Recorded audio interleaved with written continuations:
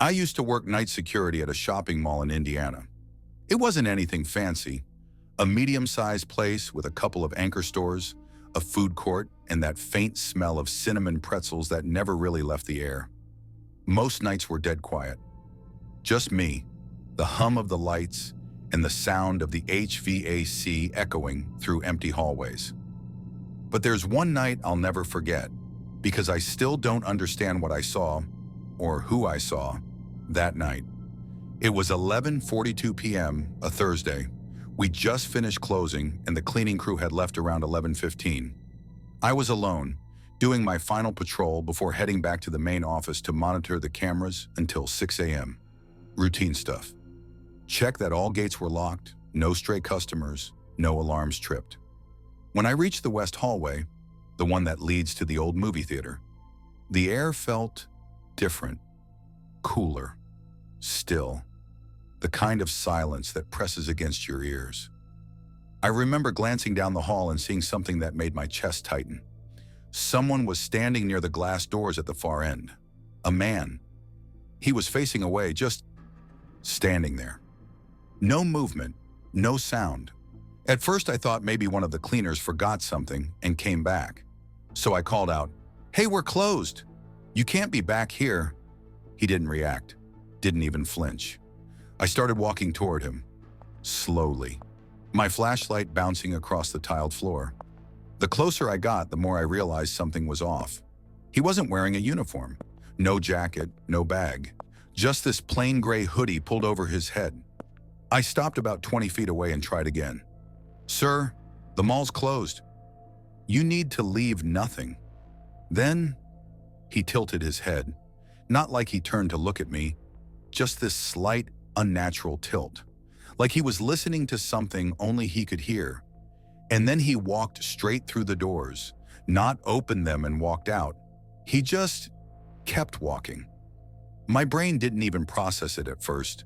I remember running forward, grabbing the handle, expecting him to be outside, but the doors were still locked, still chained from the inside. No alarms, no sound, no broken glass. Just me, staring at my reflection in the glass, trying to convince myself I didn't just see that. I radioed the other guard on shift, a guy named Rick who worked the north end, but there was no response. Static. That wasn't normal. I jogged back to the office, my boots echoing through every empty hallway. When I finally got there, the security monitors were already rolling through their slow, silent loops. 12 cameras, all in black and white. I rewound the feed to the time I'd seen the guy, around 11:42, and there he was, standing at the end of the hallway, still, motionless, exactly as I saw him.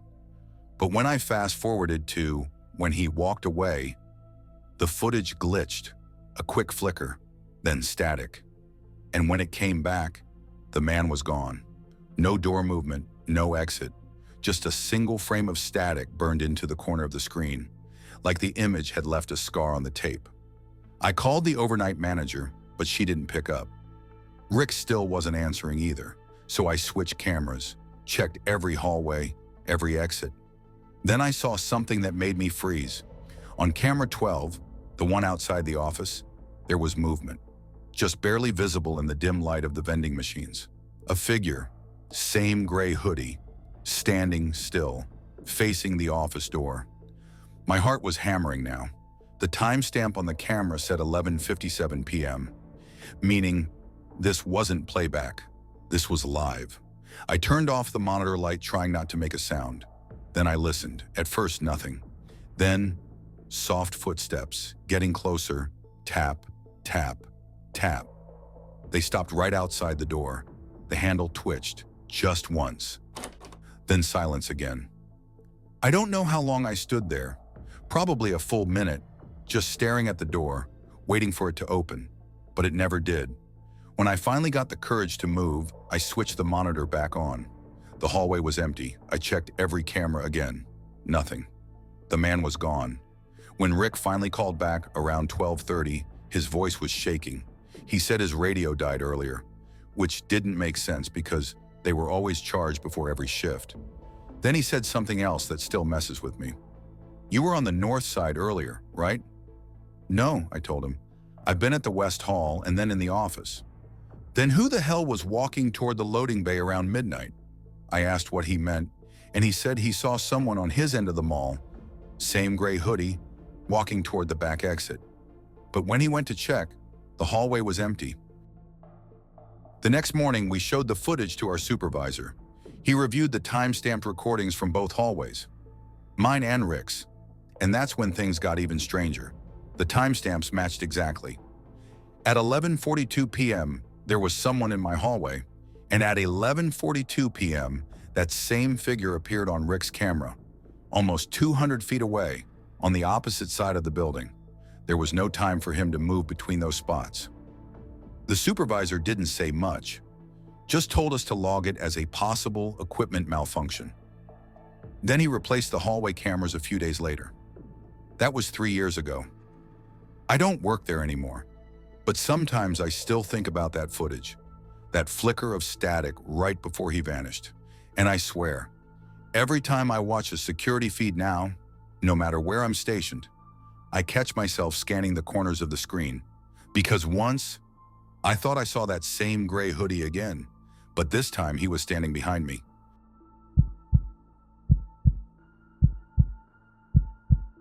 There's a certain kind of silence you only hear on construction sites at night. It's not just quiet, it's empty, like the whole world went on pause and you're the only one who didn't get the memo. I was doing contract work for a security company a few years back. We'd get called to fill temporary posts, schools, warehouses, unfinished properties. But the one that stuck with me was an 8-story hotel still under construction on the edge of town. The place was supposed to open in 6 months. Concrete skeleton, bare metal beams, no power except for a few emergency lights rigged to a generator near the loading dock. It was supposed to be an easy job. 10 p.m. to 6 a.m., patrol the site every hour, make sure no one was stealing copper or tools. But from the first night, it didn't feel right. The foreman had warned me when I started. He said some of the workers refused to stay after dark. Apparently, they kept hearing footsteps on the upper floors when no one else was up there. I brushed it off at first. Every half-built place creaks, groans, and echoes. That's just how steel and air work together. But still, there was something about that building. I remember my second night clearly. It was 1:23 a.m. The wind was cutting through the open windows on the 5th floor. I was making my rounds with a flashlight and a cheap thermos of coffee that was already cold. That's when I heard it, footsteps, above me, slow, deliberate, like someone pacing across the 6th floor. Now that floor wasn't even fully built yet, just support beams and a few panels. No way anyone should have been walking up there. I radioed my supervisor. No answer. Static again. So I went to check it out. I climbed the unfinished stairwell, my boots scraping against the concrete. Each level got darker, colder. When I reached the 6th floor, I stopped. The footsteps had stopped too. All I could hear was the wind whistling through the gaps in the walls.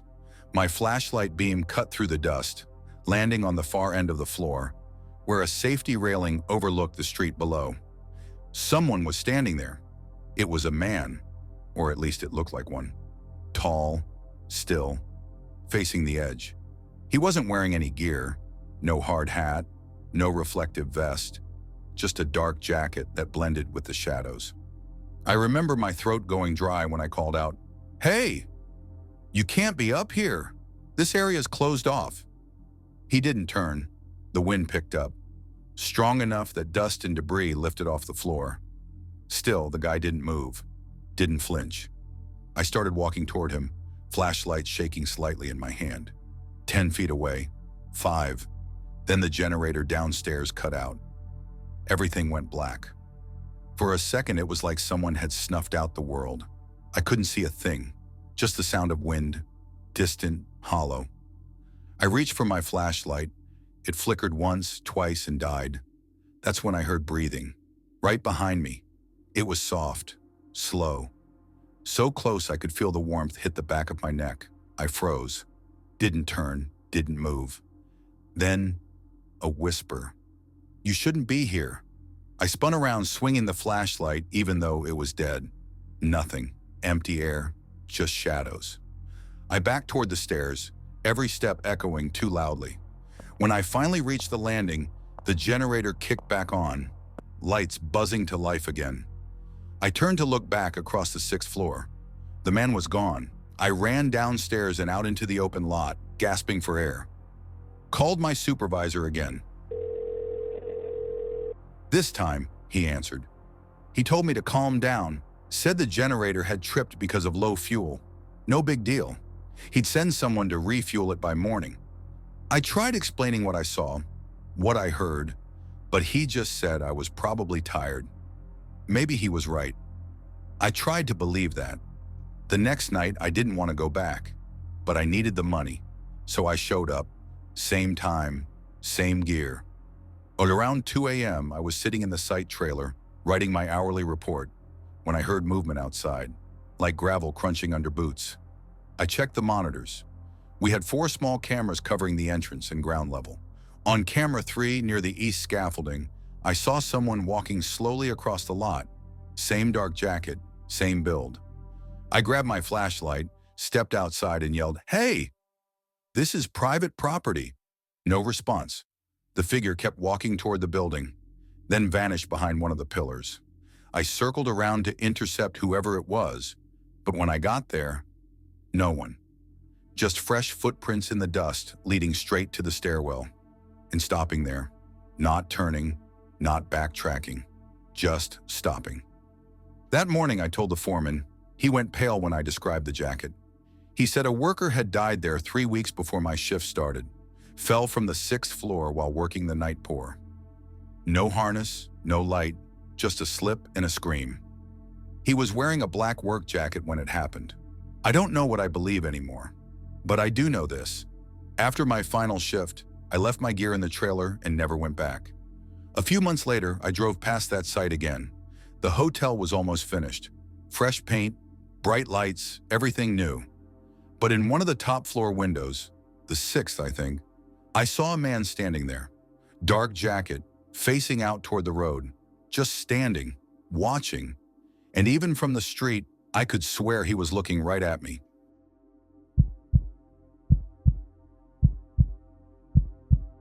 Hospitals are strange at night. They're supposed to be places of life, care, healing. But after midnight, everything feels reversed, like the walls are holding their breath, waiting for something to happen. I did a few shifts at St. Mary's, a small community hospital about 20 miles outside the city. Only 2 of us worked security overnight. One stayed near the ER entrance, and the other patrolled the rest of the building. That was my job, making rounds through quiet hallways, half-lit waiting areas, and empty wards that still smelled faintly of disinfectant and fear. Most nights were uneventful, but one night something happened that I still can't explain, and I don't think I ever want to. It was a Friday, 12:08 a.m. The weather outside was terrible, heavy rain slapping the windows, thunder rolling like distant machinery. The lights flickered once or twice, but the backup generators kept things steady. Around 1, I got a call from the nurse's desk on the 3rd floor. They said one of the patient hallway motion alarms had triggered, even though that wing was closed for maintenance. That wing, Ward C, hadn't been used in months. No patients, no staff, just old equipment and half-empty rooms waiting for renovation. I told them I'd check it out. I took the elevator up. The air felt cooler when the doors opened. That sterile, mechanical chill that never quite smells clean. The hall was dark, except for a few green emergency exit lights glowing faintly near the ceiling. Everything was quiet. I walked past the first few rooms, doors open, empty beds with the sheets stripped. As I reached the middle of the hall, I heard something faint, a soft beeping, like a heart monitor. I followed the sound until I reached room 317. The door was half open. Inside, the faint green light of a monitor flashed rhythmically in the dark. Except, there wasn't supposed to be any power running in this wing. I stepped inside, flashlight steady. The monitor was on, screen glowing, line pulsing in time with a heartbeat. But the bed was empty. The sensors weren't connected to anything, just loose wires hanging off the mattress. I stared at it for a few seconds, listening to the steady beep. echo down the corridor. Then suddenly it flatlined. A long, drawn-out tone filled the air, that unmistakable sound of a heart giving out. And then from somewhere behind me, I heard movement, the soft shuffle of bare feet against linoleum. I turned fast, flashlight cutting across the doorway. Nothing. The hall was empty again. Still, I could feel it, that weight behind me, like someone standing just at the edge of reach. My radio crackled. "You okay up there?" It was my partner, Dave, down at the ER post. I pressed the button. "Yeah, just a false alarm, I think." He paused for a second, then said something that made me stop breathing. "I just saw you walk past the cameras heading for the stairwell." I froze. "No," I said quietly. "I'm still in Ward C." Static filled the radio. Then silence. I stepped out into the hall, scanning both directions. Empty. But the sound of footsteps started again, this time from the far end of the corridor. Slow, even, getting closer. I aimed my light toward the end of the hall. A figure stepped into view. A woman, wearing a hospital gown, pale skin, wet hair hanging across her face like she'd just come out of the rain. She was barefoot, and her gown was soaked through, dripping onto the floor. I called out, "Ma'am, are you okay? You're not supposed to be here." She didn't respond, didn't even look up, just kept walking toward me, each step soft and deliberate. When she was about 10 feet away, the lights flickered again, just for a second, and when they came back, she was gone. The hallway was empty, but the sound of water dripping didn't stop. It was coming from behind me now. I turned and saw wet footprints leading into room 317. My flashlight flickered as I stepped closer, each footprint darker than the last, fresh like someone had just walked through. When I reached the door, the monitor inside beeped again, slow, faint. Then the bed creaked, like someone had just sat down. I didn't wait. I turned and ran, down the hall into the elevator, hitting the close button over and over until the doors shut. When I reached the first floor, Dave was waiting near the security desk. He looked pale. "Man," he said, "you weren't kidding." I asked what he meant. He pointed to the monitor. On the camera feed for Ward C, there was someone standing outside room 317, facing the door, barefoot, wearing a soaked hospital gown. But here's the thing. The timestamp said 12:09 a.m. That was an hour before I ever went up there. We showed the footage to the hospital supervisor the next morning. He told us not to talk about it, said that wing used to house terminal patients years ago, before the new building was added. Then he said something I'll never forget. "The room you went into, 317, there was a patient who passed there during the flood back in 2009. We lost power for hours. She drowned before anyone could reach her. I quit that job a few weeks later. I've worked plenty of night shifts since, warehouses, banks, malls, but I still dream about that hallway sometimes. It's always raining, always dark. And down the hall, in the green glow of the exit light, I can see wet footprints slowly forming on the floor, one after another, leading straight toward me.